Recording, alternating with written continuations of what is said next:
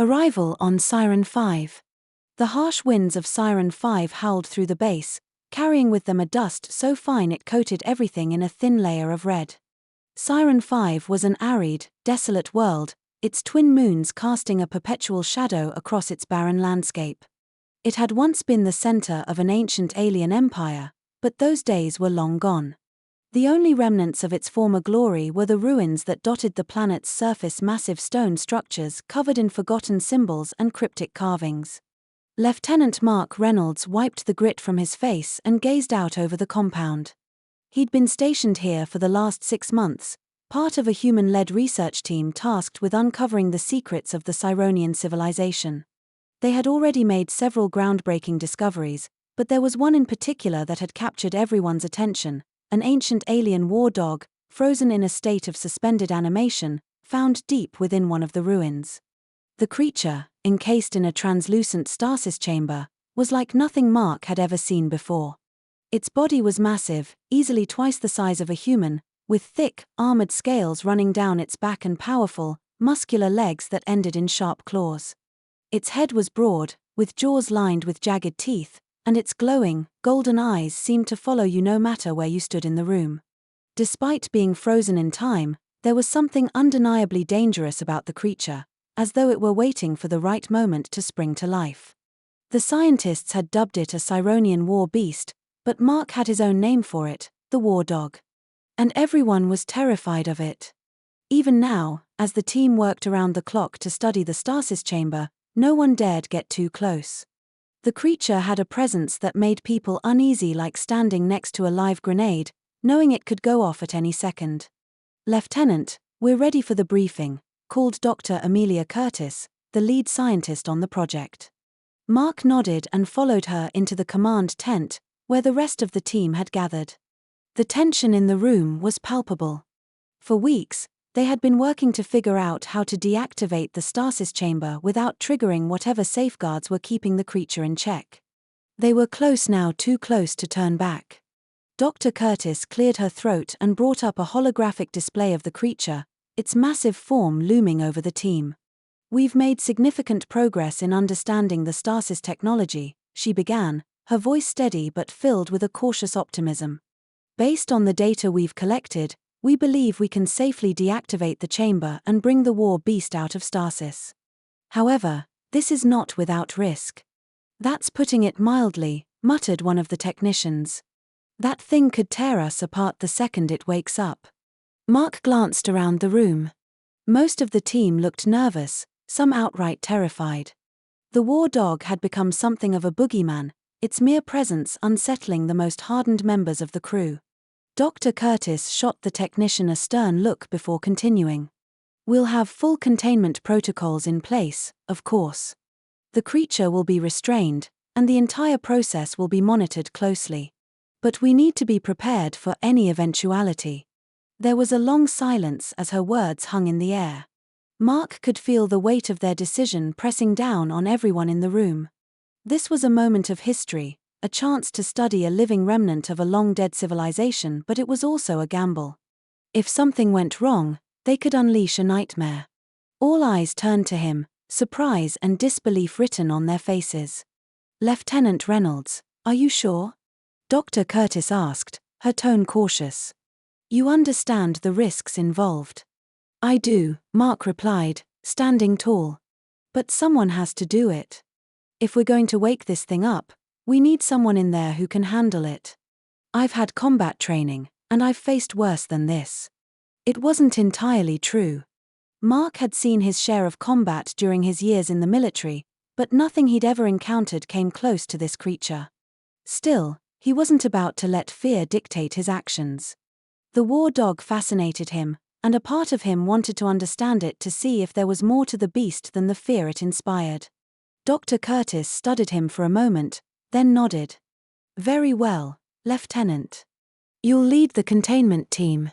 We'll start the process tomorrow at 600. The meeting was adjourned, and the team filed out of the tent, murmuring among themselves about the coming operation. Mark remained behind, staring at the holographic image of the war dog. He could feel its golden eyes watching him, even through the projection. What are you really? Mark whispered to the empty room. What were you fighting for? The war dog, of course, offered no answer. The awakening. The next morning, the base was buzzing with activity. Technicians moved quickly through the compound, setting up containment fields and securing restraints in the stasis chamber. The scientists ran final checks on their equipment, their faces tight with concentration. There was no room for error. Mark stood in the center of the control room, his combat suit already on, and a team of heavily armed guards flanked him. They would be the first line of defense if things went sideways. The war dog might be ancient, but there was no telling how it would react once freed from stasis. For all they knew, it would see them as enemies and attack the moment it woke up. Lieutenant Reynolds, are you ready? Dr. Curtis asked, her voice crackling through his earpiece. Mark took a deep breath and nodded. Ready as I'll ever be. Beginning deactivation sequence now, she replied. In the stasis chamber, the translucent walls of the war dog's prison began to hum with energy, faint blue lights flickering along its surface. The creature inside remained motionless, its massive body still frozen in place. Mark watched from the observation deck as the scientists worked, their fingers flying across the control panels. His heart pounded in his chest. This was it. After weeks of preparation, they were finally going to see the war dog in the flesh, free from its ancient stasis. Energy levels are stabilizing, Dr. Curtis said, her voice tight with focus. Prepare for stasis chamber shutdown. Mark tensed. His hand hovered over the grip of his sidearm. It wouldn't be much use if the war dog decided to attack, but the weight of it gave him some comfort. Suddenly, the lights in the chamber dimmed, and the hum of the stasis field grew louder, then stopped altogether. The translucent walls flickered and vanished, leaving the war dog standing in the center of the room, unrestrained for the first time in millennia. For a moment, nothing happened. The creature remained still, as though it hadn't yet realized it was free. Mark held his breath, waiting for the inevitable movement. He could feel the tension in the room, the collective anticipation of everyone watching. Then, with a low, rumbling growl, the war dog stirred. Its massive head lifted, and its golden eyes opened fully, glowing with a fierce intensity. It blinked, as if disoriented, then shook its head, the armored scales along its back shifting with the movement. The room was deathly silent as the creature took its first steps, its powerful legs moving with a grace that belied its size. Mark could see the muscles rippling beneath its scaled skin, and the claws on its paws scraped against the metal floor with a sharp, metallic sound. The war dog sniffed the air, its nostrils flaring, and its eyes locked onto Mark. For a heartbeat, Mark felt a surge of fear. The creature's gaze was so intense, so aware, that it was impossible to see it as just an animal. This was something more, something intelligent. But instead of attacking, the war dog simply stood there, watching him.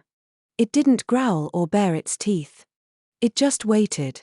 Mark slowly lowered his hand from his weapon and took a step forward, his eyes never leaving the creature's.